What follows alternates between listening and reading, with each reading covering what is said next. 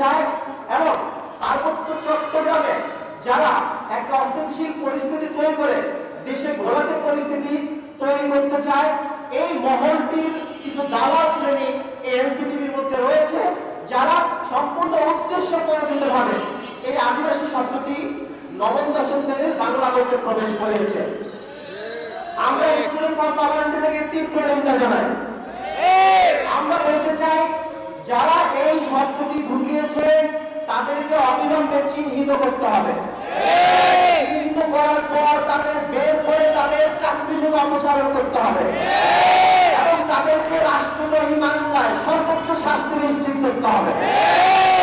কথা হলো, এই যে আমাদের কখনো দাবি কেন আদিবাসী সরকারি আমাদের এই যে একটা দাবি দেওয়া কেন, এর কারণ আছে। কারণ হচ্ছে, আপনারা জানেন 1997 সালে তৎকালীন আওয়ামী লীগ সরকার উপজাতিদের সাথে যে একটা চুক্তি করেছিল পার্বত্য চট্টগ্রাম অশান্তি চুক্তি নামে, যে চুক্তির মাধ্যমে পার্বত্য চট্টগ্রাম অশান্ত হয়েছে, অস্থিতিশীল হয়েছে, শান্তি ফিরে আসে নাই।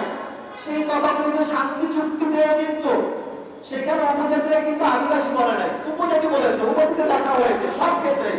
কিন্তু 2007 সালের পর থেকে হঠাৎ একটা গোষ্ঠী, একটা মহল, তারা পার্বত্য চট্টগ্রামের উত্তর নৃগোষ্ঠীদেরকে উস্কানি দিতে থাকে যে তোমরা দাবি করো তোমরা আদিবাসী।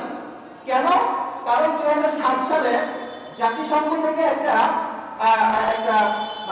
রেজুলেশন, একটা ডিক্লারেশন পাস হয়, যেটার নাম হচ্ছে the declaration on the indigenous peoples rights নামে।